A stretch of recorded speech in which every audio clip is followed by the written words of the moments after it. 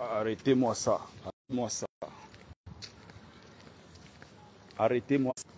Excusez-moi, juste le temps de changer de réseau. Arrêtez-moi ça. Arrêtez-moi ça.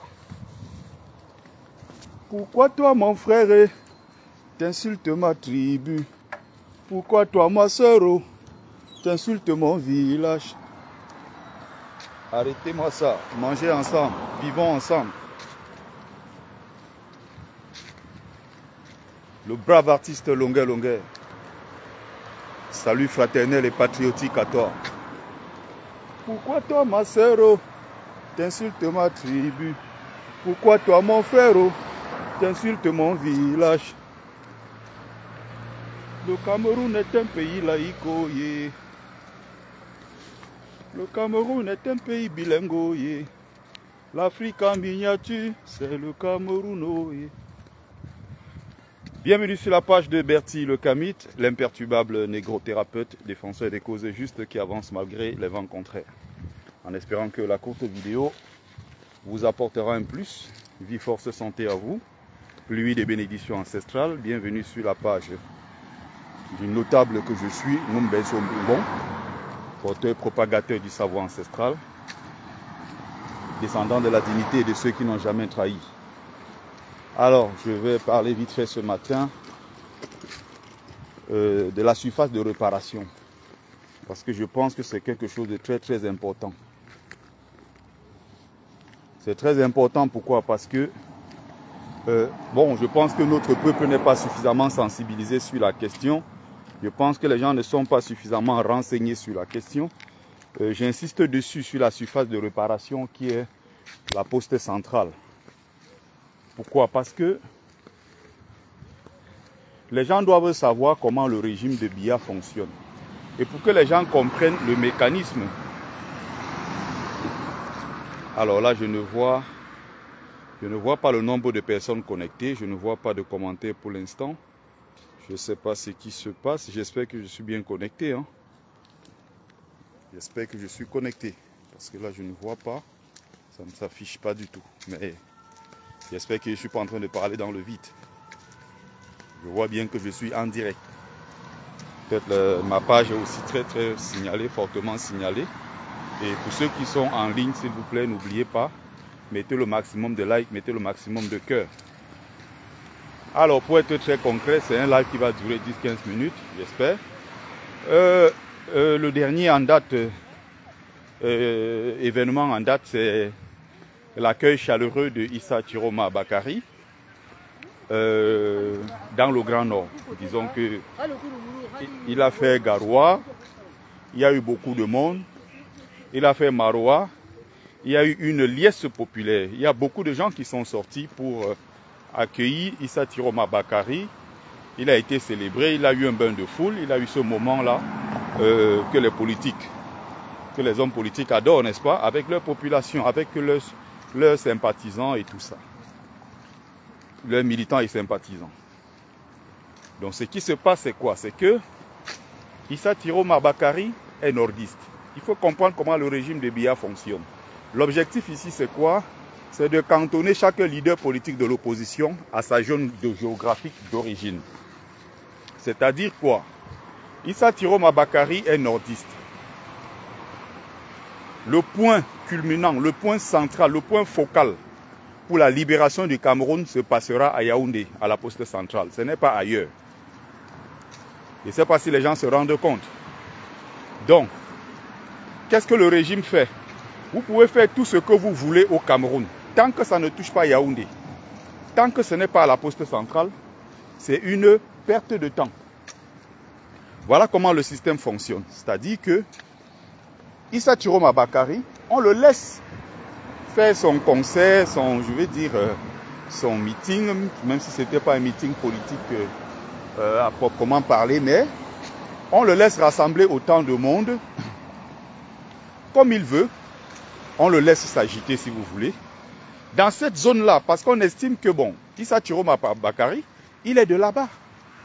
On va dire, ah, vous voyez, il a quelques députés, c'est quelques élus qu'il a dans le FSNC ce sont des gens du Nord, ils sont essentiellement cantonnés dans le Nord. Ça veut dire que ce n'est pas un parti politique d'envergure nationale, ce n'est pas un parti politique qui a ses tentacules partout, qui est bien installé sur l'ensemble du territoire. Ça veut dire que c'est un petit parti politique régionaliste. C'est comme ça que le système fonctionne. On l'a donc cantonné dans le Grand Nord. Or, on va commencer à voir si effectivement Issa Chiroma est vraiment puissant, s'il est capable de renverser le grand baobab qui est le RDPC, le parti État, en venant organiser un meeting politique en plein cœur de Yaoundé, que Issa Chiroma programme. Je rappelle ici que je suis en train de parler de ça pour essayer d'expliquer, pour que les gens comprennent comment le régime fonctionne. Et donc l'objectif pour moi n'est pas de m'attaquer à Issa Chiroma Bakary. Ça ne me sert à rien du tout. Je l'ai dit de façon très claire dans plusieurs de mes vidéos. Les gens pensent que nous avons la primauté. Les gens pensent que nous sommes prioritaires par rapport aux autres parce que depuis 7 ans nous sommes dans la rue. Nous nous battons contre le système. Mais je ne fais que dire ici que si nous ne faisons pas ce qu'il y a à faire, si Kamto ne prend pas ses responsabilités pour respecter sa parole, il ne prend pas ses responsabilités sur le terrain pour tenter le forcing, s'il ne prend pas ses responsabilités sur le terrain, en faisant justement ce qu'il avait dit, on va danser sur votre musique. S'il ne prend pas ses responsabilités, quelqu'un d'autre la prendra. Et si quelqu'un d'autre prend ses responsabilités contre le régime, on suivra la personne. C'est aussi simple que cela. Que ce soit Issa Chiroma Bakary, que ce soit un militaire, que ce soit un militaire patriote, je ne parle pas ici des Olingui, des militaires, des Doumbouya, des faux militaires envoyés par la France-Afrique. Je veux dire un militaire camerounais patriote qui fait un coup d'État, nous allons le suivre. Que ce soit un homme politique qui se lève et qui prend son destin en main, nous allons le suivre. Moi, je ne peux pas être militant ou sympathisant de, je ne sais pas, d'Issa Chiroma Bakary. Mais le plus important pour nous, c'est que nous voulons renverser le régime. Nous voulons renverser le régime. Alors, même si c'est le diable qui renverse ce régime, messieurs, nous allons suivre le diable. Renverser le régime avec lui. Rentrer au Cameroun, voir nos familles, rentrer au Cameroun, participer au développement, rentrer au Cameroun, aider du mieux qu'on peut. On ne va pas bloquer sa vie en exil parce qu'on veut être fidèle à quelqu'un ou on veut être fidèle à un parti politique. On reste fidèle, on se bat comme on peut. Mais si, là où on attend, c'est-à-dire le coup de force, on rend les armes sans toutefois aller se battre, ça vous regarde. Il faut se battre contre le régime en place par tous les moyens pour les renverser. Si on ne peut pas le faire et qu'on a choisi de se taire, si les autres se battent, qu'on n'aille pas les critiquer. Je dis ça pourquoi? Parce que demain, quand les nordistes vont commencer à s'abattre sur nous, quand les nordistes vont commencer à s'attaquer, à critiquer dans tous les sens, insulter, les gens vont dire que ah, c'est en train d'aller dans tous les sens. Ah, on est peut-être victime. Mais je serai sur la toile ici pour dire que nous ne sommes pas les victimes. Parce que Issa Chiroma n'a provoqué personne. Les sympathisants et les partisans d'Issa Chiroma n'ont provoqué personne. Ni le MRC, ni Maurice Kamto, ni les Bamileke, ils n'ont attaqué personne. Ni les sympathisants, ni les militants de son parti. Ils font ce qu'ils ont à faire. Mais nous sommes sur leur page tous les jours pour trouver que non, Issa Chiroma Bakary, c'est un bandit. Issa Chiroma Bakary, c'est Vanessa Tchatchou, l'enfant a fait quoi? Issa Chiroma Bakary avait dit que c'est au Mali. Issa Chiroma, c'est si. On connaît tous son passif. On connaît tous le passif de Issa Chiroma. Le plus important n'est pas de mettre ça en exergue. Qu'est-ce que Chiroma peut nous apporter au moment où nous sommes en train de parler? Est-ce qu'il peut nous aider? Est-ce que dans la lutte que nous menons, est-ce qu'il est sincère? Est-ce qu'il a suffisamment fait preuve de sincérité? Est-ce qu'il a montré qu'effectivement, il est sincère pour que nous, on ait envie de lui donner notre confiance? Si Issa Chiroma Bakary fait ce qu'il y a à faire, nous allons avancer. Ça ne veut pas dire qu'on a abandonné Kamto ou on ne croit plus en l'idéal de Kamto. Mais si le président Maurice Kamto ne fait pas le forcing, il rend les armes sans avoir combattu le dernier combat. Je parle bien du dernier combat, parce qu'il a mené toutes les luttes depuis 2012. Mais le dernier combat qu'il faut mener, c'est-à-dire le coup de boutoir qu'il faut asséner au régime pour le renverser, si le président Maurice Kamto ne le fait pas, et quelqu'un d'autre le fait, le Cameroun ne va pas rester à attendre le MRC. Le Cameroun ne va pas rester à attendre l'APC. Le Cameroun va avancer. Moi, je vais rentrer dans mon pays, mes amis. Pas à n'importe quelle condition. Mais je veux rentrer au Cameroun. Ça fait 15 ans que je suis parti. Je suis parti de mon pays, j'étais tout jeune. D'accord? À 23 ans, 24 ans, je crois, j'ai quitté les bancs de l'université, je suis parti. Donc je ne vais pas venir bloquer ma vie en exil.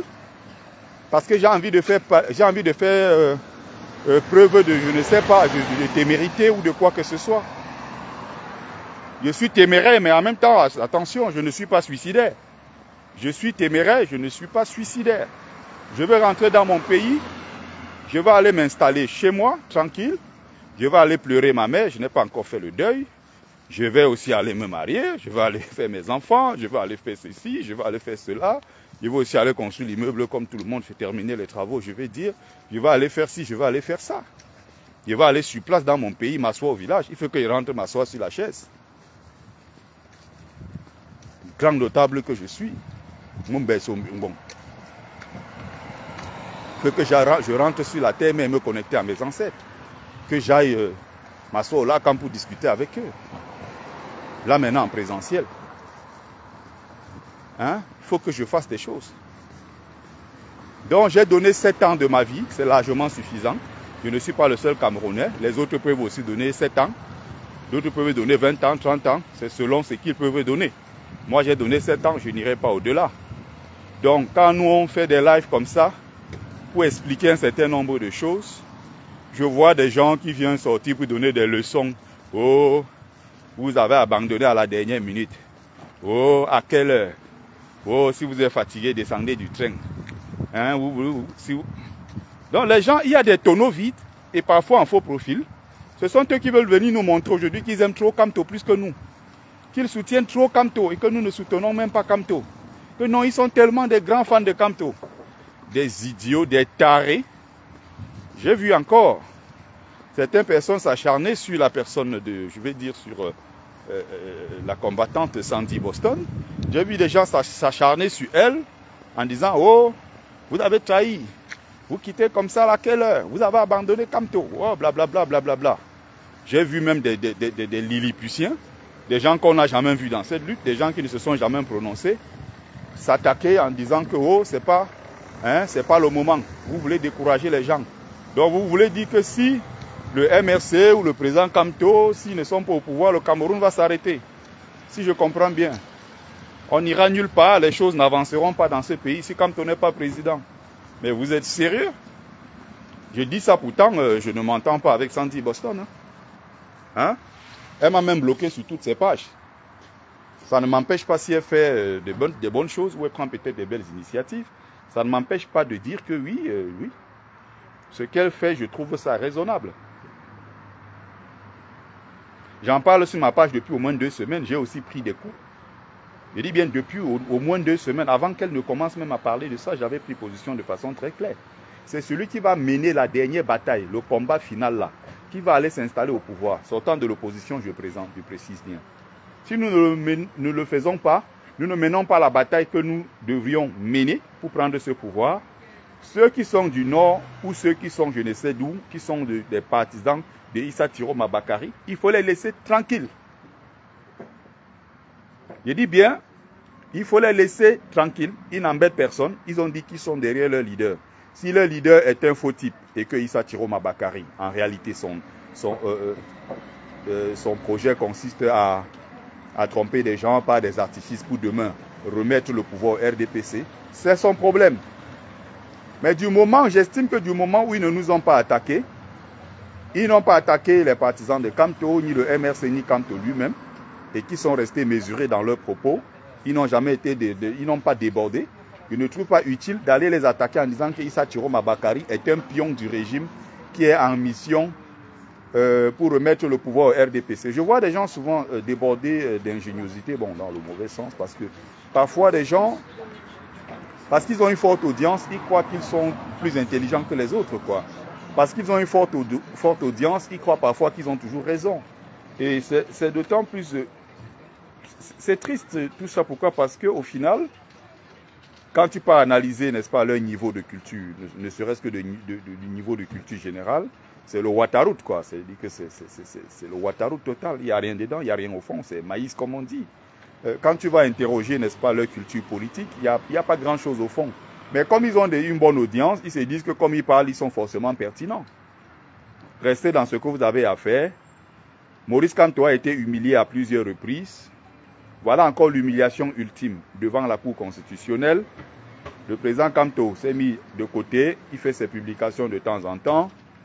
Il y a une dernière bataille à mener. Si le président Kamto ne l'amène pas à cette bataille, si les autres essayent de faire des choses dans le but de renverser le régime, n'allez pas les attaquer. Laissez-les faire ce qu'ils ont à faire. Et vous n'avez pas à juger les activistes si certains activistes commencent déjà à s'intéresser, à regarder de près ce que Issa Tirom a fait. Fichez-nous le camp. Fichez-nous la paix si vous voulez montrer que vous êtes beaucoup plus téméraire que les autres. Je suis téméraire, comme je le dis, je ne suis pas suicidaire. Nous voulons le changement. Nous voulons voir Maurice Kamto au pouvoir.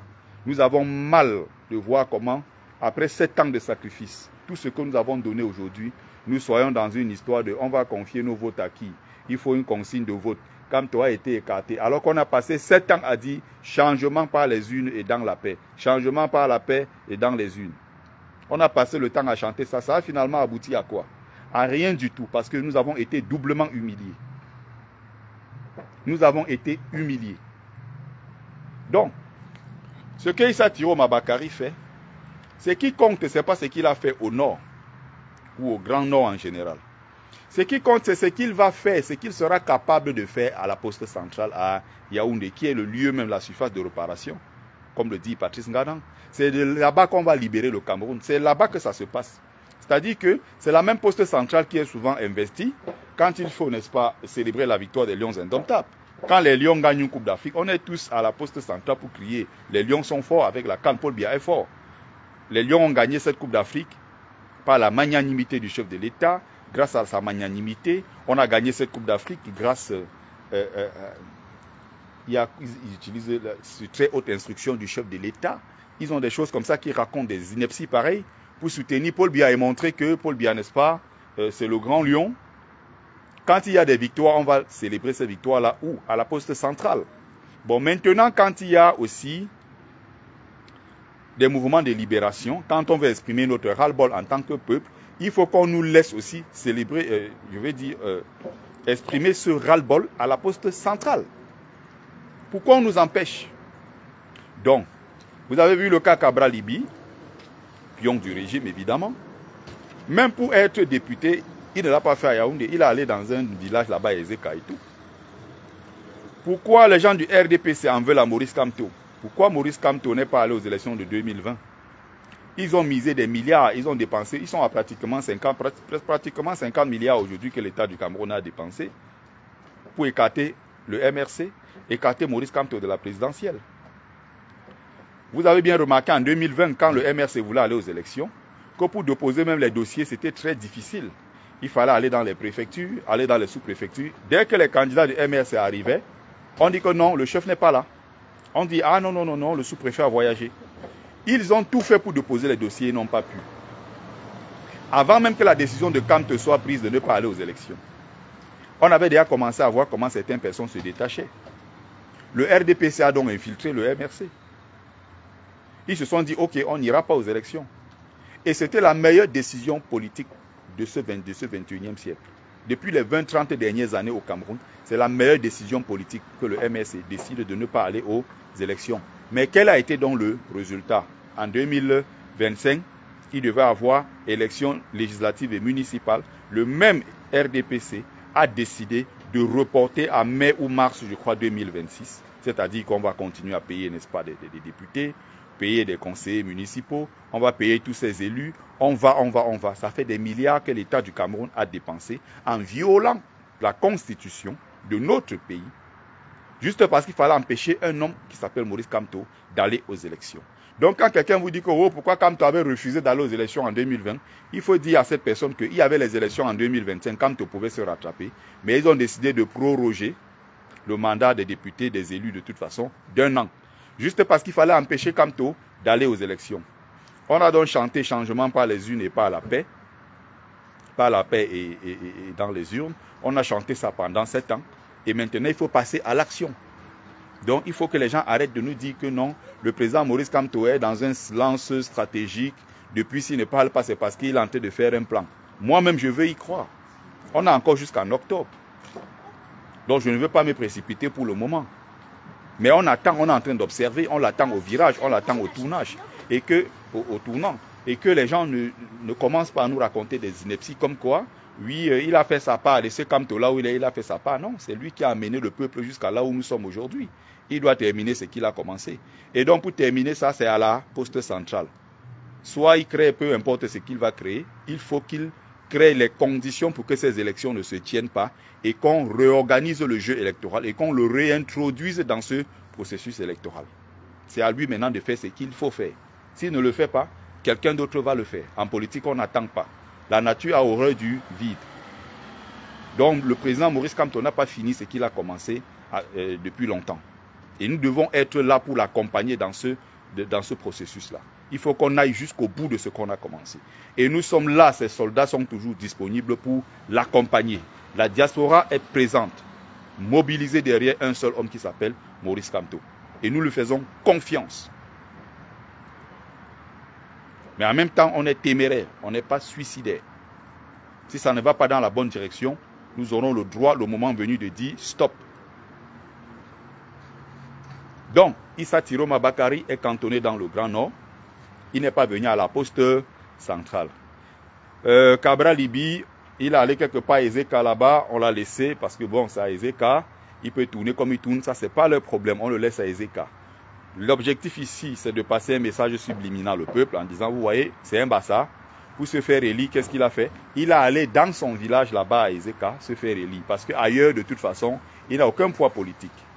Si Maurice Kamto avait accepté donc d'aller à ces élections, qu'est-ce qu'ils auraient fait? On aurait envoyé Kamto quelque part à Baham, il a un député à Baham, un autre peut-être à Bafoussam, 2 députés, on s'arrête là. On dit, ah, vous voyez, voilà quelqu'un qui disait qu'il devait gagner, qu'il a gagné les élections présidentielles au Cameroun. Voilà quelqu'un qui a dit qu'il a gagné. Et voilà, on organise les élections législatives et municipales.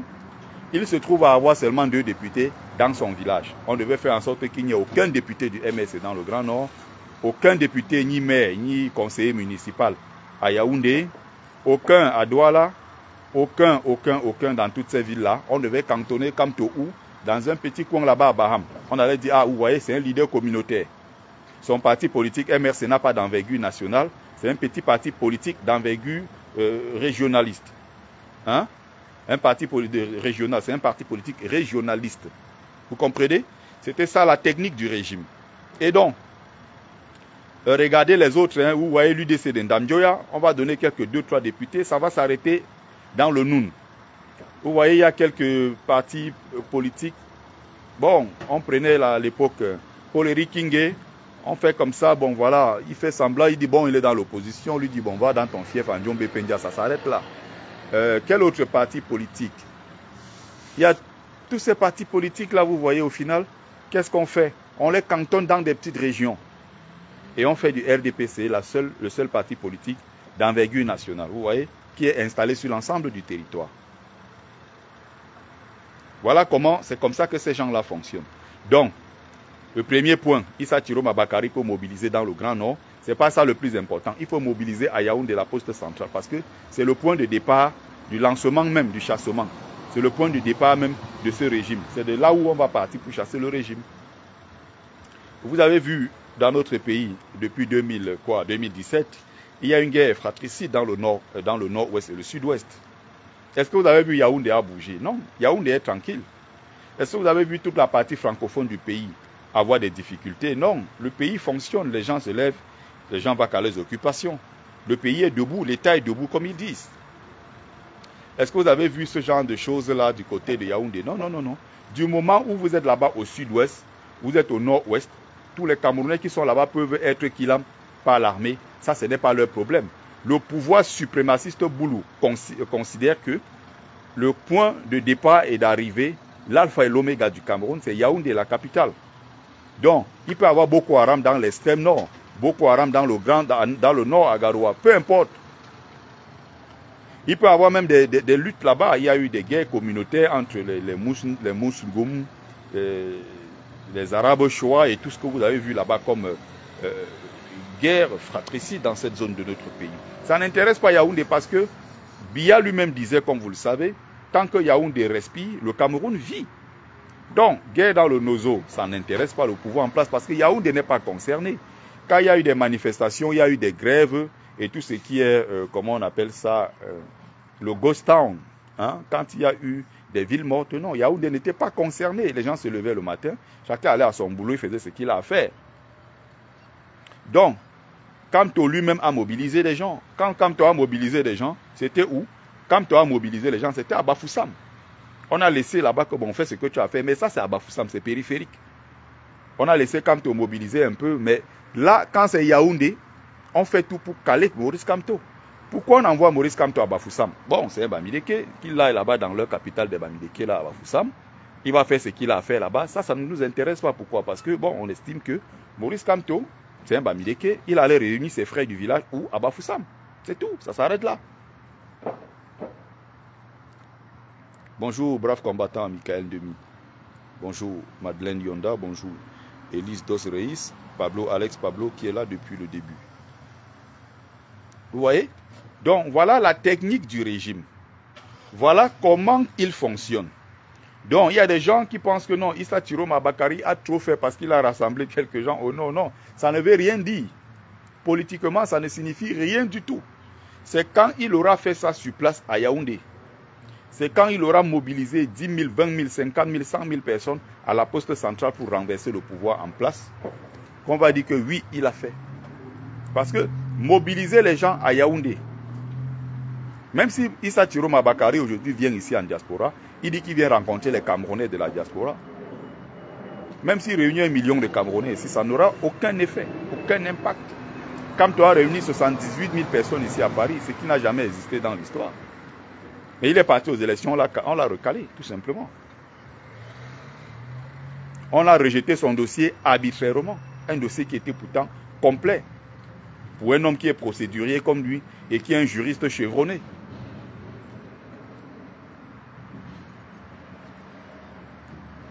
Donc il faut comprendre comment ça se passe.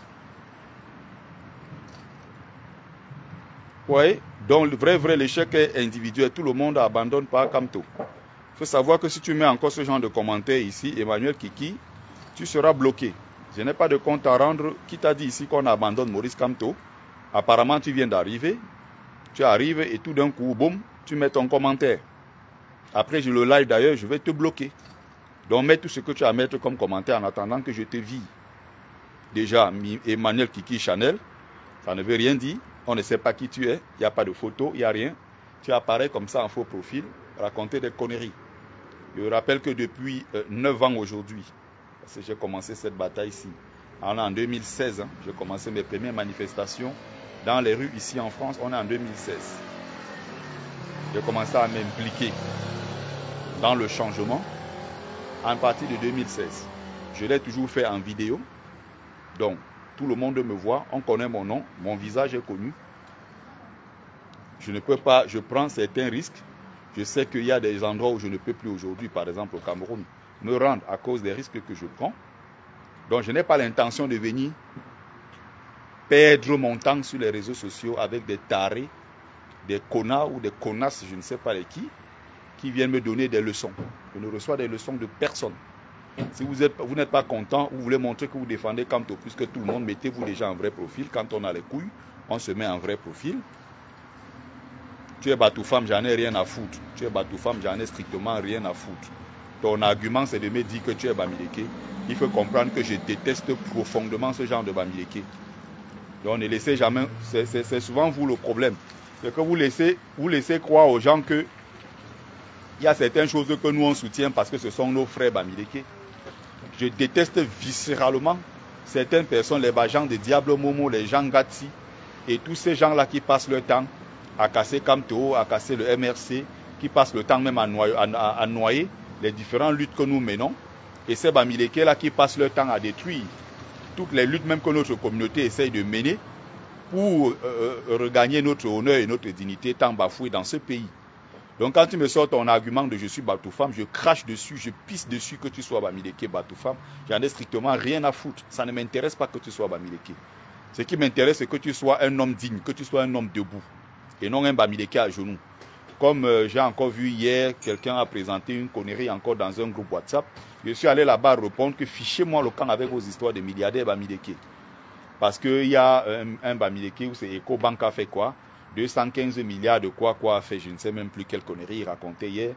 Il y a une famille de Kongchou qui est très puissante, qui a pris des banques en Mauritanie, qui a un fonds très puissant. Je vous ai rappelé que toutes ces conneries-là ne nous intéressent pas. Les hommes d'affaires Bamileke ne m'intéressent pas. Je crie et je tape sur eux tous les jours. Ils ne nous intéressent pas, ils ne nous servent à rien. Tout au contraire, ils sont un frein à la lutte que nous menons. Tout au contraire, ces gens ne servent à rien. Ils ont desservi la cause. Donc, un milliardaire, son argent, c'est pour lui. Son argent, ce n'est pas pour la communauté Bamileke. On peut commencer à considérer que ces gens-là mènent une lutte pour la communauté Bamileke s'ils s'engagent, n'est-ce pas, à créer un véritable lobbying international qui va défendre les droits des Bamileke qui sont marginalisés par le pouvoir en place. Tant qu'ils ne font pas ça et ils sont cachés dans leurs milliards, ils descendent à l'aéroport de Douala en Soum-Soum, en sous-marin, ils traversent comme tout le monde, ils vont dans leur maison, ils vont finir leur contrat, ils font leur business juteux et ils reprennent l'avion, ils partent là où ils partent. Monsieur, ces gens-là ne nous intéressent pas. Donc que tu me dises que tu es Batoufam, j'en ai rien à foutre. Si tu veux dire que tu es donc Bafoutam, Batoufam quoi, tu es un vrai monsieur, je ne sais pas d'ailleurs si c'est un homme ou c'est une femme, c'est souvent ça la difficulté. Alors tu mets ton visage, tu mets ton vrai nom et tu viens sur la toile parler comme nous. Tu dis que tu défends trop Camto, on t'a déjà vu où? Tu as défendu Camto où? À quelle occasion? Tu as fait quoi? On a vu rien. Vous mettez derrière les faux profils pour donner des leçons aux gens. Et tu crois qu'en disant que tu es Bamileke, je vais m'adoucir parce que je combats ou je porte la cause de Bamileke. Il faut comprendre que 90% de mes posts sont contre les Bamileke. Je suis très radical contre les Bamileke en tomate sans caleçon, sans colonne vertébrale. Et je me bats pour que ce peuple-là un jour retrouve sa dignité. Parce que nos parents étaient des gens dignes. Et nous, les Bamileke, descendants aujourd'hui, là, nous sommes devenus tous des gens indignes. Nos parents ne pouvaient pas accepter tout et n'importe quoi. Nos parents étaient des gens nobles, des travailleurs, des gens dignes. Les Bamileke d'hier n'ont presque rien à voir avec les Bamileke d'aujourd'hui. Et c'est une honte monumentale pour notre peuple, qui accepte toutes les humiliations. Regardez aujourd'hui en Bouddha. Qu'est-ce qui est en train de se passer en Bouddha? Qu'est-ce qui se passe en Bouddha? Il y a partout en Bouddha, là-bas, les photos de Paul Biya. Ils ont baptisé la rue. La grande rue, c'est le boulevard Aïdjo. En boulevard Paul Biya. Déjà, je ne comprends pas là où s'est passé le maquis à l'ouest, où des milliers, des centaines de milliers d'enfants Bamileke ont été liquidés avec la complicité de l'armée française. En Bouddha, vous osez à Bouddha créer un grand boulevard, baptiser un grand boulevard, boulevard Amadou Aïdjo. C'est-à-dire que celui-là même qui a zigouillé vos grands-parents, vous lui décernez, je ne sais pas, vous baptisez un grand boulevard en plein cœur de Bouddha en son nom. Aïdjo, celui-là qui a zigouillé nos grands-parents. Celui-là qui était assis avec les Français, buvait du bon vin. Et il disait, ces Bamileke là, on va les avoir. Est-ce qu'il n'y a pas quelque chose qui ne marche pas bien dans vos têtes? Vous prenez maintenant le nom d'Aïdjo, vous mettez à côté, vous mettez ça boulevard pour Paul Biya. Le même Paul Biya qui, depuis 43 ans, a décidé de s'asseoir sur notre peuple. En utilisant quelques troubadours comme ça, comme les Momo, les Kongchou et tous ces gens-là, tous ces racailles, qu'il a mis autour de lui avec quelques gens à qui il a donné quelques petits strapontins, à qui il a donné quelques petits marchés, et qui vont s'humilier tous les jours. Aucune dignité. Donc, il ne faut pas penser un seul instant que quand quelqu'un te dit qu'il est Bamileke, ça me touche. Ça ne me touche nulle part. Tout au contraire, je suis même très remonté contre ce genre de personnes. Parce que parfois, j'estime qu'on n'a rien à voir ensemble. Rien à voir. Ce n'est pas parce qu'on est Bamileke ensemble que non. Ce n'est pas parce qu'on est Bamileke que j'embrasse tous ces Bamileke. Il y a des Bamileke des saletés. Il y a des Bamileke des chefs avec qui je ne vais jamais me mélanger. Vous comprenez? Et ce sont pourtant des Bamileke. Les Bamileke qui ont eu peur de dire que ce qu'on est en train de faire à Maurice Kamto n'est pas normal. Les Bamileke qui ont eu peur de se prononcer face à toutes ces injustices subies par Maurice Kamto, par les militants du MRC. On a encore enfermé beaucoup l'autre jour. Ils n'ont trouvé rien à redire. C'était normal. Quand on crie un peu sur Samuel Eto'o, ils sortent pour défendre Samuel Eto'o. Soit disant c'est la légende nationale, c'est la légende panafricaine. Tu défends quelqu'un qui a décidé de s'allier à Paul Biya, qui est contre le peuple camerounais et qui a entretenu la souffrance de notre peuple. Quand c'est ton frère Bamileke, tu te recules, tu as peur de le soutenir. De peur du candidaton. Du jour au lendemain, quand c'est quelqu'un d'autre, c'est là où maintenant tu déploies toutes tes stratégies, tu déploies tout, même financièrement, pour montrer que non, on soutient Samuel Eto'o. Le même Samuel Eto'o qui soutient Paul Biya, qui est le bourreau du peuple camerounais. Donc il faut savoir que vous ne nous intéressez pas. Que vous soyez Bafang, Banganté, vous soyez Tchang ou je ne sais où, vous ne nous intéressez pas. Vous comprenez? Le Bamileke qui est pour moi digne, c'est un Bamileke debout. Ce n'est pas un homme à genoux. Le Bamileke qui m'intéresse, c'est un Bamileke qui est digne de ce nom et qui regarde droit debout comme ça et qui parle et qui dit ce qu'il pense. Les chefs traditionnels Sardina, bien qu'ils soient Bamileke, ne m'intéressent pas. Je n'irai jamais devant un de ces chefs-là, tous ces connards qu'on appelle chefs. D'ailleurs, parfois, certains sont nommés par le RDPC. Je ne prendrai jamais mon temps, moi, en tant que Ngumbe Sombungong, aller me courber devant eux. Pour rien au monde. Je dis bien pour rien au monde. Des chefs traditionnels qui aujourd'hui, je ne sais même pas si vous vous rendez compte de la dimension de la lutte que nous menons. Nous avons une dimension de la lutte qui est même parfois au-dessus de la compréhension de certains nains qui n'ont rien dans le cerveau. Nous menons une lutte qui est une lutte de fond. Et c'est une course de fond que nous menons depuis des années. Nous sommes très concentrés dans ce que nous sommes en train de faire. Et des petits lilliputiens qui sont en train de distraire les gens. On n'a pas le temps à perdre avec ce genre de personnes. Je me bats en tant que Jean-Fils Bamileke pour que notre culture, notre tradition soient respectées par les Boulous. Notre culture, notre tradition et tout ça, ça doit être respecté scrupuleusement par le pouvoir central Boulou, qui a décidé de prendre en otage la royauté Bamileke.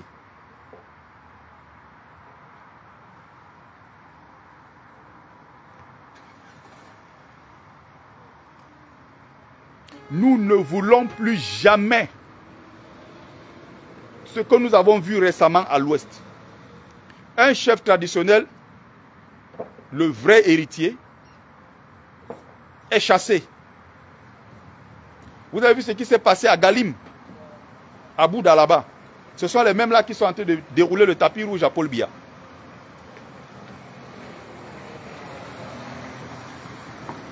Est-ce que vous vous rendez compte de ce qui se passe?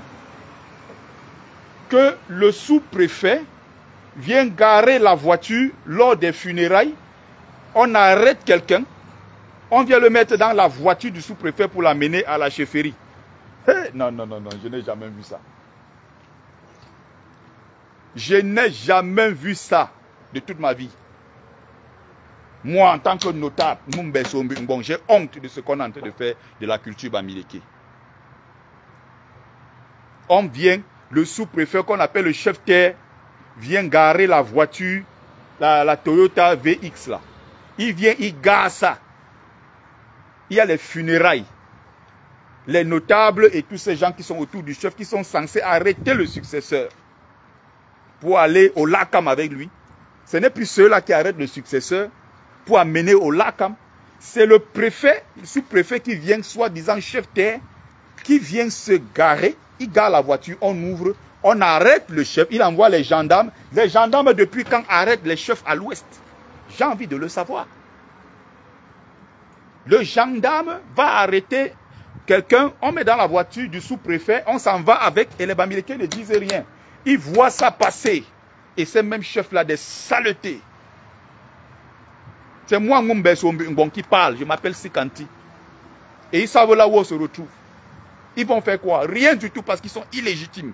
Ils ne peuvent même pas parler là où je suis.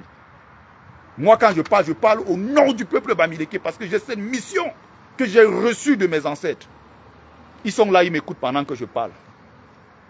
Les mots tanguna sont là, les mots là, t'es kungum, les ngolonkenien. Quand je parle en leur langue parce qu'ils me disent que mon fils va porter ce message auprès de notre peuple qui est en train de se faire humilier. Voilà à peu près la dimension de notre lutte. Et quiconque se met à travers notre chemin sera abattu le moment venu parce que nous nous préparons.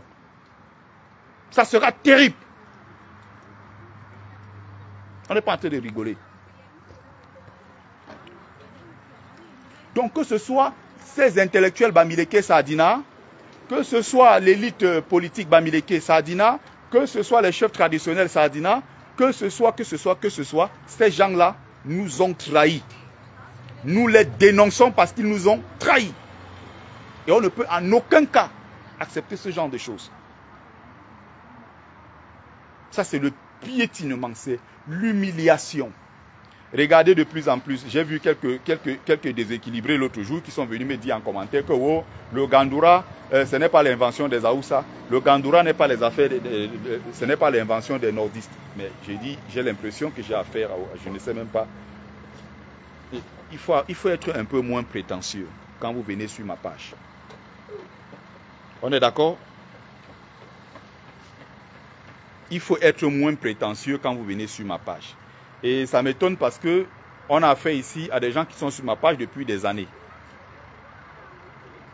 Donc ils me suivent ici depuis des années. Ils viennent même souvent apprendre des choses sur ma page. Je les vois, ils sont assis ailleurs dans d'autres lives. Ils viennent puiser sur ma page. Ils partent dans leur live, ils racontent comme s'ils avaient une seule fois ouvert un seul cahier ou un seul livre dans leur vie. Ils vont s'asseoir là-bas, ils parlent comme si ça venait d'eux, sans jamais me citer. Et quand je viens, je parle d'une chose, c'est les mêmes tarés qui viennent se mettre, me dire que le Gandoura... À quel moment je vous ai dit que le Gandoura était l'habit des nordistes? J'ai dit ceci, des chefs Bamileke de plus en plus ne s'assument pas et on les voit aller aux consultations à Yaoundé, reçus par Ferdinand Ngongo, et certains d'entre eux, aucun d'entre eux n'avait porté la tenue Ndop. Beaucoup ont porté le Gandoura, sans motif Ndop. Il est bien précisé. Le poste est encore sur Facebook. Quelqu'un vient me dire que, oh, ça veut dire que tu ne connais même pas l'histoire de votre peuple. Tu ne connais même pas l'histoire du Cameroun. Je raconte des conneries comme ça. Je dis, mais attends, celui-ci a quel problème? Il me dit que qui t'a dit que le Gandoura, c'est les affaires des nordistes. Même dans les Bamileke aussi portent le Gandoura. Est-ce que tu as compris ce que je voulais dire?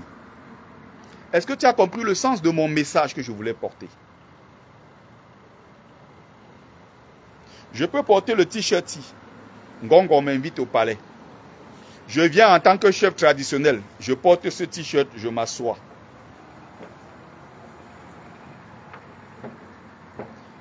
Ce qui compte, ce n'est pas ce t-shirt. Si je pars derrière, je m'échange. Je reviens avec le même t-shirt. Mais cette fois-ci, avec les motifs Ndop dessus. Avec mes colliers Ndop et tous les artifices, tous les artefacts qu'il y a autour d'un roi Bamileke digne de ce nom. À partir de ce moment, ça veut dire que je m'assume en tant que chef traditionnel. Ferdinand Ngongo invite les chefs Bamileke au palais pour des consultations. Ils sont assis là, une quinzaine. Personne d'eux n'avait porté le Ndop. Les photos sont encore là, j'ai mis ça sur ma page. Il y a une seule qui s'appelle Ketia Koutes qui était assis. Ketia Koutes avait porté un habit rouge, quelque chose comme ça. Et elle a mis un seul collier Ndop. Et il y avait une trace ici là de tissu Ndop, c'était tout. Elle était la seule. Les autres chefs traditionnels étaient assis face à Ngongo, en panique comme ça. Ils avaient mis des Gandoura, d'autres avaient mis des costards, cravates. Ils ont mis des Gandoura. C'est pour ça que je dis que mais de plus en plus, on voit nos chefs porter des Gandoura sans le motif Ndop. Parce que ce qui fait la particularité du peuple Bamileke, c'est ce Ndop là. Ce qui va rattacher le Ndop, n'est-ce pas, l'image, n'est-ce pas, à la culture Bamileke ou à la civilisation Bamileke, c'est ce Ndop là. C'est ça qui fait partie de notre patrimoine. Et donc, quand tu sors en tenue traditionnelle Bamileke, tu t'en vas, ça veut dire que tu es porteur d'un message et tu représentes toute une communauté. Ou du moins, tu représentes la communauté de ton village en tant que chef traditionnel. Mais indirectement, plus globalement, tu représentes le peuple Bamileke. Et Ferdinand Ngongo t'invite Toi, tu portes l'habit des chefs traditionnels du centre. Comme il y a un autre chef là, je ne sais plus de quel village, il a porté les trucs, les trucs des habits des chefs traditionnels de l'Obom. Il a porté carrément l'Obom, il est allé s'asseoir là-bas. Aucun insigne du Ndop, aucun insigne, rien du tout.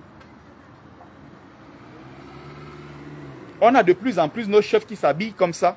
Et c'est un problème, on doit le dénoncer, on doit le dire. Si vous ne voulez pas vous assumer parce que le RDPC vous a noyauté, vous avez été mis à ces postes-là par le RDPC, parce qu'il faut qu'on contrôle les populations, qu'on pousse les gens à voter massivement le RDPC. Vous êtes illégitime, alors dégagez. Les chefs traditionnels du Nord, quand il y a eu consultation, tous les chefs traditionnels du Nord sont venus avec leur gandoura, avec leur tenue traditionnelle et tout. Ils se sont assumés face à Ngongo. Les chefs traditionnels Sawaka, ils sont venus, ils se sont assumés. Les chefs traditionnels Bassa sont venus avec leur truc, les Mbongbok sont venus, ils ont assumé. Personne ne n'avait un truc là-bas du Ndop. Les seuls qu'on a invités et qui sont arrivés là-bas, ils se sont dénaturés, ils se sont pissés dessus parce qu'il fallait faire plaisir aux gens. Ce sont les chefs traditionnels Bamileke qui ont même refusé de porter le Ndop. Voilà ce qu'on appelle la souillure. Voilà ce qu'on appelle l'humiliation d'un peuple. Voilà ce qu'on appelle la défaite du peuple Bamileke. Voilà notre défaite collective. La défaite collective du peuple Bamileke, ce n'est pas, je veux dire, la réussite du peuple Bamileke, ce n'est pas quelques milliardaires qui ont des immeubles. Ils ne nous intéressent pas. Ces milliardaires-là, quand ils descendent à l'aéroport de Yaoundé, je les mets au défi, qui se mettent à l'aéroport ou qu'on regarde dans leur téléphone, on voit quelque chose seulement qui a trait au soutien à Maurice Kamto. C'est le jour là où vous saurez que leurs milliards là ne servent à rien du tout. On va les prendre, on va les déposer à Kondengui. Et ils ne vont rien faire. Parce que leurs milliards en réalité ne servent à rien du tout. Il faut qu'on se comprenne très bien. Voilà le combat que nous portons. Vous pouvez avoir tous les milliards de la terre en tant que Bamileke, vous vous vantez. Vous n'intéressez personne. Vos milliards là, ça n'intéresse personne. Quand on a des milliards, les milliards, on met ça au service de sa communauté. On met des milliards pour protéger sa communauté. Ça veut dire quoi? Tous les milliardaires commencent à se dire quelque part, bon là, ça en est de trop. Qu'est-ce qu'on fait concrètement? On se met ensemble, on crée un véritable lobbying international pour protéger les intérêts des enfants Bamileke, non seulement au Cameroun, mais même à travers le monde. On sait que voilà un enfant Bamileke en souffrance, là-bas on dit qu'il fait partie des nôtres. C'est un enfant de chez nous, on doit l'aider, on doit lui venir en aide. S'il est quelque part, il est victime d'injustice, en l'absence, n'est-ce pas, de l'État qui est censé le protéger, nous pouvons intervenir en tant que lobbying auprès de ces organisations-là pour que ces personnes soient protégées. Ils ne l'ont jamais fait pour protéger, défendre leur tribu. Ils sont s'allier au pouvoir de Yaoundé pour leurs intérêts personnels. Donc je vois des jeunes qui perdent la tête à aller filmer à Bana. Dit qu'il y a la vallée du roi quoi Bana, il y a les Bana ont l'argent. Ça ne nous intéresse pas. Quand tu sors de la maison de tous ces milliardaires, tu marches sur la terre rouge. Fichez-nous le camp avec vos conneries. Oh, on va à Banso, on dit que voici la maison de Kiferou qu'on a filmé, la maison de Fokou ou la maison de Bokom. On n'en a strictement rien à foutre. Ces gens ne nous intéressent pas. Ce qui nous intéresse, c'est que est-ce qu'il y a le périmètre administratif à Bangsoa? Est-ce que là-bas, il y a des hôpitaux? Est-ce qu'il y a des routes? Est-ce qu'il y a des casernes de sapeurs-pompiers? Est-ce qu'il y a des centres culturels? Est-ce qu'il y a des espaces publics pour les enfants?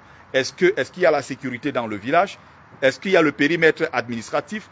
Est-ce que on ne regarde pas les individus qui ont investi des milliards pour construire des châteaux? On n'en a rien à foutre. Ce qui compte ici, c'est quoi? C'est l'investissement. C'est-à-dire qu'est-ce que quand une femme est peut-être enceinte, elle est à terme, elle entre en travail à 3 h du matin. Comment faire pour qu'elle arrive à l'hôpital le plus proche? Est-ce qu'on peut appeler les sapeurs-pompiers? Les sapeurs-pompiers viennent la chercher pour l'amener à l'hôpital? Non. On sera obligé de contacter le motoman qui est à côté. On va aller chercher un benskineur qui a les motos 3 roues pour prendre la pauvre femme de Tuy, installer à l'intérieur comme une chèvre et essayer de l'amener à l'hôpital. Parce qu'il n'y a pas de sapeurs-pompiers. Mais vous vous levez, vous allez filmer les maisons des milliardaires pour dire aux gens qu'on a les milliardaires. Mais vous êtes fous, quoi. La jeunesse camerounaise est tellement perdue. Elle est si bête, cette jeunesse. La jeunesse Bamileke, elle est maudite ou quoi? Qu'est-ce qui vous arrive, en fait? Qu'est-ce qui vous arrive?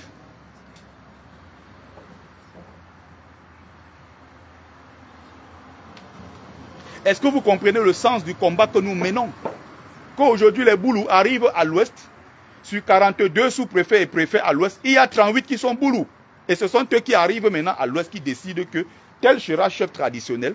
Et on vient le jour de la grande des funérailles, on laisse le vrai chef qui était dans la lignée cheval et qui est inscrit dans le testament. On arrête quelqu'un qui a décidé de trahir et travailler avec le RDPC. On le met dans la voiture du sous-préfet, on l'amène au commissariat à signer les documents. Demain, on le brandit, on dit que c'est lui le nouveau chef de votre village. Ça, c'est insulter notre culture, c'est insulter notre tradition. Et moi, le premier, en tant que bon, grand notable de Dieu que je suis, je ne peux pas l'accepter. Ces gens-là sont une honte pour notre tribu. Voilà le sens de mon combat. Si les gens ne sont pas intéressés par ce que je dis, ils peuvent partir immédiatement. Donc j'ai averti certains là du MRC, l'autre jour, qui sont venus me dire sur ma page que oh, on vient sur ta page, on voit tu parles que tribu et ethnie. Fichez le camp à ma page, dégagez de ma page. Je ne parle pas sur ma page pour faire plaisir aux gens. Je ne parle pas sur ma page. J'ai décidé sur ma page, 90% de mes publications, je parle de tribu parce que c'est ce qui divise les Camerounais. Ce qui divise les Camerounais, c'est quoi? C'est le tribalisme à outrance. Et il y a un problème, Bamileke, que vous voulez nier, mais qui est un problème évident. Ce qui est la cause aujourd'hui du rejet de la candidature de Maurice Kamto. Il ne faut pas voir seulement qu'on a rejeté Kamto, non. C'est que c'est être naïf. Il faut avoir une vision, il faut avoir une lecture beaucoup plus profonde à travers le rejet de Maurice Kamto. C'est le rejet d'une communauté, Bamileke, qu'on ne veut pas voir dans l'équation politique au Cameroun en tant que leader. On a décidé de faire des Bamileke, des Moutoukou qui vont toujours suivre les autres. C'est-à-dire accompagner Aïdjo pendant 25 ans, accompagner Paul Biya pendant 43 ans, et décider peut-être encore d'accompagner son fils pendant 50 ans ou accompagner Ngongo pendant 40 ans. Mais quand il y a un leader qui se dégage vraiment, on fait tout pour l'éteindre. Et entre-temps, on est en train de célébrer un leader villageois qui s'appelle Jean Dieuga, celui qui avait dit c'est Souyang. Hein. On est en train de célébrer un nouveau qui s'appelle Léopold Bessiping, qui a dit qu'on n'ajoute pas la 1 sur la... Il est devenu une célébrité aujourd'hui au Cameroun, ça fait rire les gens. On utilise ce genre de Bamileke villageois, Bamileke loufoque, le Bamileke sans épaisseur, qu'on utilise comme ça, on jette sur la scène publique. C'est une scène en fait, on le met en scène. Mais en réalité, est-ce que les gens comprennent les profondeurs? Ceux qui sont dans le clan des Boulous, qui sont dans le clan qu'on appelle le clan des Essingans, cette nébuleuse qui a pris le Cameroun en otage depuis 1984, et assis quelque part, quand il regarde ça, il rigole. On l'a amené dans le bureau de qui a Joseph Lé, ministre de la fonction publique, Boulou. On le prend un peu, on le met en scène, on rigole avec lui, on dit bon, l'affaire sera réglée, on lui a donné ses 6,5 millions. Il a pris son argent, bon, il est dans son village quelque part là-bas. On en a fait un objet du buzz, un sujet du buzz. Mais est-ce que les gens comprennent que le clan des Essingans utilise ce genre de Bamileke pour doublement se moquer de notre communauté? Est-ce qu'ils ont cette vision? Est-ce qu'ils ont cette lecture-là? Est-ce qu'ils comprennent en réalité ce qui se passe derrière?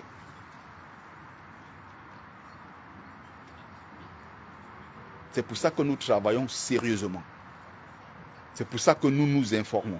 C'est pour ça que nous lisons. C'est pour ça que nous écrivons. C'est pour ça que nous apprenons auprès des anciens. C'est pour ça que nous apprenons auprès des intellectuels. C'est pour ça que nous nous formons tous les jours. On ne passe pas un jour sans lire, sans écrire, sans se former, sans aller dans des conférences, sans aller à gauche, à droite, puiser l'information pour venir mettre sur la place publique pour notre peuple. Il y a des fois quand je parle ici, je m'adresse aux Bamileke. Je m'adresse à mon peuple parce que j'ai une mission ancestrale. Mais maintenant, s'il y a d'autres Camerounais que ça intéresse, qu'ils viennent aussi suivre ce que je suis en train de dire. Parce qu'encore une fois, on parle de notre pays, le Cameroun. Parler de l'Ouest ou bien parler du peuple Bamileke, hein, c'est parler aussi de notre pays, le Cameroun, parce que ça fait partie de notre histoire, de l'histoire nationale. Même s'il y a des gens qui nous ont dit que bon, nous on vient du Soudan, il faut qu'on rentre chez nous. Les vrais autochtones de l'Ouest, c'est les Bassa. Il y a un qui a sorti un truc l'autre jour, que même le Ndop que nous on porte là, c'est un Bassa qui avait créé le Ndop et tout. Bon, ils ont des polémiques comme ça sur la toile. Des fois, quand je vois, j'ai envie de rigoler. Je suis les choses comme ça, des fois, j'ai juste envie de rigoler, c'est tout. On a passé le temps à rabaisser, à humilier, à faire, voilà.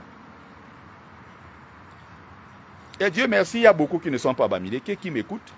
Certains qui sont venus me dire l'autre jour que, mais attends, au départ, tu te plaignais, je ne comprenais pas pourquoi, et je t'accusais même de trop te plaindre et de jouer à la victime. Et finalement, quand il va donc dans ce que je suis en train d'expliquer, je lui donne les références historiques, il part lui-même chercher, il voit que j'ai raison. que finalement je n'ai rien inventé et que tout est là devant nous. Il y a un autre jour qui est venu me dire ça inbox, que gars, vraiment, je n'avais pas compris l'affaire là dès le départ. Quand tu en as parlé, j'ai cru que c'était de la victimisation, comme les Bamileke aiment trop se victimiser. J'ai posé une question très simple. Pourquoi dans la région des Fangbeti-Boulou, centre-sud-est, les Bamileke sont en danger dans cette zone-là plus que dans d'autres zones, alors que 70% des mariages Bamileke en dehors de leur communauté se font avec les écans. Vous voyez partout les enfants issus des métissages interethniques. Quand un Bamileke quitte sa communauté, ce n'est pas pour se mettre en couple avec une Bassa. Ce n'est pas pour se mettre en couple avec un ou bien, je ne sais pas, un Douala. Ce n'est pas... Alors qu'il y a une proximité entre nous. Hein. Moi, je sors du littoral. Hein. Moi, je suis du Mungo Njombe Penja. Il y a des Bamileke là-bas plein. Il y a aussi des Bassa, il y a les Ekans, il y a des autochtones de cette zone-là. Il y a, si vous voulez, comment on appelle...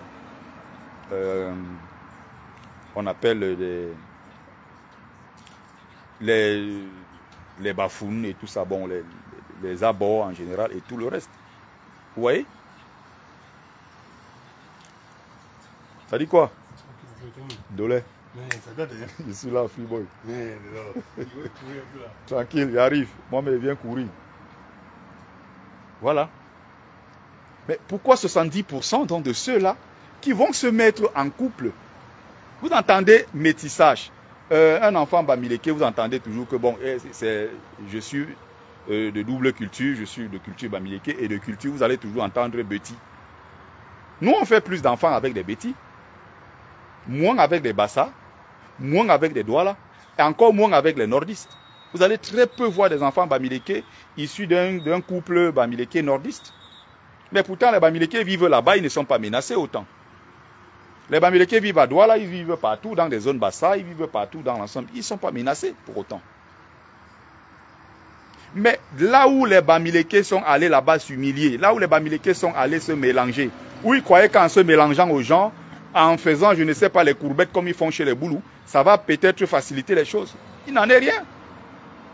Allez donc remarquer que dans ces zones-là, dès qu'il y a moindre pépin contre le régime en place, ils sont attaqués. Les boutiques sont brûlées, les boutiques sont cassées, les boutiques sont pillées et tout ce que vous connaissez. Mais alors, quand je pose cette question, qui est une question très simple, pourquoi cela arrive? Quelqu'un vient m'accuser que, oh, tu veux te victimiser. Ce que tu dis là, est-ce que c'est d'abord vérifié? Il a dit que, ok, on va donc aller sur la liste. Il a donc sorti la liste des différents endroits où les Bamileke ont déjà été attaqués sur l'ensemble du territoire. 70% de ces attaques contre les Bamileke étaient ciblées, étaient, n'est-ce pas, exclusivement dans des zones, je vais dire, Fangbeti, Boulou. Sangmelima, où les Bamileke sont attaqués, Mbalmayo, Akonolinga, Kiosi, Meyo Centre, Memvele. Il y a encore où que je vais citer. Il y a plusieurs endroits. Mettez les noms là en commentaire. Dans l'histoire du peuple Bamileke, on a été attaqué certes à Tombel, le massacre des Bamileke à Tombel, le massacre au quartier Congo à Douala en 1960, le massacre du côté des Bamoun avec le roi à l'époque Sédou, Njimolu Sédou, Njoya Aruna.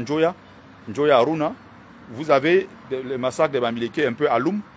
Ça s'arrête là. Même pendant qu'Aïdjo était au pouvoir, pendant 25-28 ans, pendant qu'Aïdjo était au pouvoir, pendant qu'il était même en train de pilonner les Bamileke partout dans l'ouest et dans d'autres autres régions, il y avait des Bamileke qui vivaient au nord. Certes, par moments, ils étaient un peu menacés. Certes, moments, il y avait ça restait peut-être des petits mots, des petites intimidations. À quel moment vous avez entendu que les nordistes sont allés encercler tous les Bamileke qui étaient dans le nord? On a commencé à les massacrer parce que nous, on n'était pas d'accord avec Aïdjo, qui est leur frère. Même sur place à Yaoundé, oui, les boutiques sont cassées, on attaque les gens partout. Mais pourquoi c'est dans cette zone-là, alors que la plupart de nos mariages, c'est avec les Boulous? Il faut nous expliquer. Il faut nous expliquer ça. Les Bamileke sans caleçon, plus sans caleçon que les Bamileke qui vivent au centre sud-est, il n'y en a pas. C'est-à-dire que les Bamileke de là, j'ai l'impression qu'ils ont un problème. C'est-à-dire qu'ils discutent avec un Bamileke né grandi dans le littoral, Bamileke né grandi même au nord, Bamileke. Mais un Bamileke qui est né grandi dans le centre sud-est, c'est la sorcellerie. Ils ont quelque chose en eux. J'ai l'impression que cette domination des Boulous, je parle comme ça, il y a les membres de ma famille, hein, né grandi à Yaoundé. Dès que tu commences à toucher un peu le côté Boulou, ils se lèvent tout de suite. J'ai l'impression qu'il y a un truc dans eux. Dès que tu commences à dire que Paul Biya a fait ceci, et il y a discrimination, marginalisation des Bamileke et tout, bam, directement vous sentez qu'il y a un truc là, boum, ça s'élève. C'est pour ça que moi je dis que... Je les appelle les Bamileke Boulou. Hein? C'est pour ça que moi je les appelle les Bamileke Boulou. C'est les Boulou en réalité, c'est-à-dire qu'ils n'ont rien à voir avec le peuple Bamileke, ils n'ont rien à voir avec vous. C'est pas possible. Donc, nous sommes en train de parler d'une lutte qui est une lutte très sérieuse. Nous sommes concentrés sur ce que nous faisons. Je peux m'arrêter aujourd'hui le combat, c'est-à-dire que les histoires, Paul Biya doit partir comme au président. Je peux arrêter tout ça. D'ailleurs, j'ai annoncé que mon activisme politique, je précisais bien, activisme politique, j'ai l'impression que les gens ne comprennent pas ce que ça veut dire. Mon activisme politique prend son disciple. Ça veut dire quoi? Je serai toujours contre les injustices dans mon pays. Mais je décide de ne plus être activiste politique. Ça veut dire que je peux m'investir sur d'autres terrains de lutte. Je vais continuer dans mon couloir, par exemple, je porte la cause des migrants, je me bats pour la cause et les droits des migrants et tout, je me bats pour que les choses changent sur d'autres secteurs. Je peux me battre pour les droits de je ne sais pas quoi. Je serai quelque part où je veux me battre contre les injustices. Il y a 1000 injustices, des millions d'injustices dans ce monde. Il y a tellement de choses à faire. D'autres m'ont dit comment, oh, tu veux venir décourager les gens. Donc moi, si mon message peut décourager quelqu'un. Les mêmes idiots, quand tu les entends, ils disent que non, tu n'es rien dans le combat. Mais quelqu'un qui n'est rien dans le combat dit que son activisme politique prend fin d'ici quelques mois. C'est encore les mêmes qui viennent en commentaire, dit que oh, tu veux décourager les gens. À un moment, il faut savoir vous situer. Hein. Donc je ne suis rien, mais en même temps, je suis en mesure de décourager les gens avec mon message. C'est juste incroyable. Hein. C'est juste incroyable. Il faut qu'on se comprenne très clairement. Vous avez toujours des choses à reprocher aux gens que soit vous n'aimez pas ou aux gens peut-être qui ne disent pas exactement ce que vous voulez entendre. Mais quand c'est les autres, vous trouvez toutes les circonstances les plus atténuantes, toutes les circonstances atténuantes. Vous essayez toujours d'arrondir les angles, d'expliquer, de faire ceci. Mais quand c'est pas quelqu'un que vous portez d'abord en cœur, vous le jetez en pâture. Vous êtes des qui même? Vous êtes des qui? Ça sert à quoi toute cette connerie? Il y a des gens qui parlent du combat matin, midi et soir. Sur la toile, quand il faut se mobiliser, sur le terrain, on ne les voit plus. Ils font 4-5 vidéos par jour.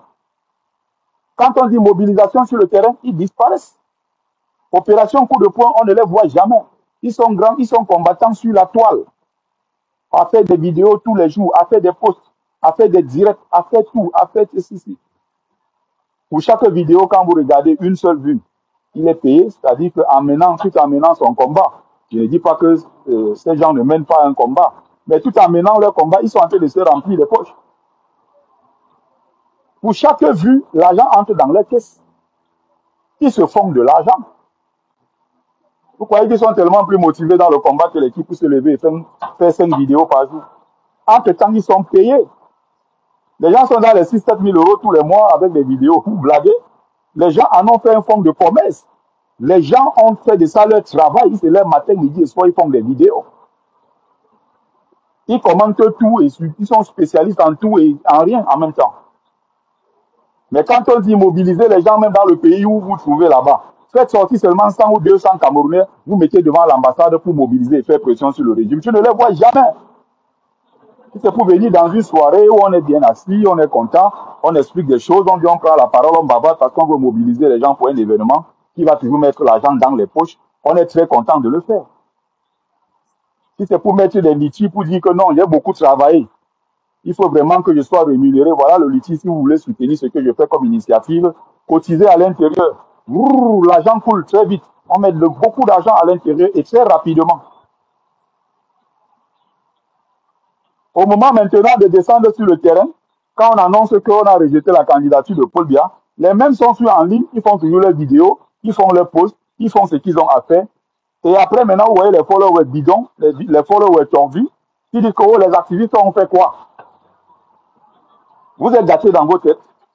Allez appeler vos stars là pour demandez à vos stars là de descendre dans les rues pour venir faire quelque chose. Pourquoi c'est nous que vous appelez? Oh, là-bas, ça fait quoi, on a vu? Mais appelez vos stars à qui vous donnez beaucoup d'argent, de mobiliser, puisqu'ils ont d'ailleurs beaucoup, une forte audience, de convertir cette audience-là en combattants sur le terrain.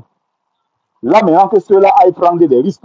Parce que nous, on prend des risques pour rien, nous, on meurt pour rien dans cette histoire. Ceux-mêmes qui se font de l'argent sont derrière. Ce n'est pas normal.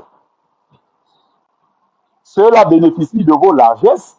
Alors, convoquez ceux-là, dites à ceux-là qui bénéficient de vos largesses de descendre sur le terrain. Je suis libre de dire que mon activisme se termine dans quelques mois et je fais ce que j'ai à faire de ma vie.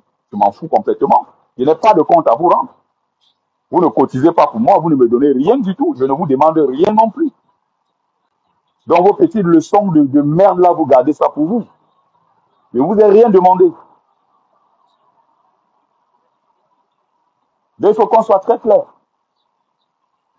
Quand on a rejeté définitivement la candidature de Maurice Kamto à la Cour constitutionnelle, ils ont commencé à dire les histoires. Oui, la base a fait quoi? Qu'est-ce que la base était censée faire?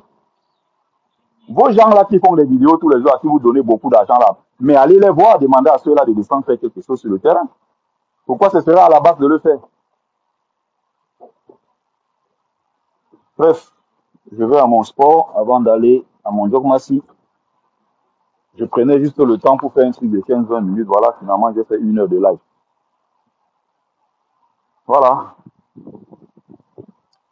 Merci à ceux qui ont pris le temps de regarder le live. C'était Bertie Le Camit, l'imperturbable négro-thérapeute, défenseur des causes justes qui avance malgré les vents contraires.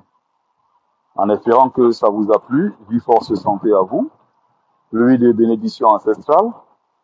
Bienvenue, c'était la page, n'est-ce pas, de Mumbeso Mbibon, notable de Dieu que je suis, porteur propagateur du savoir ancestral, descendant de la dignité de ceux qui n'ont jamais trahi. C'était votre frère. Très bonne journée à tous et à toutes. Peut-être.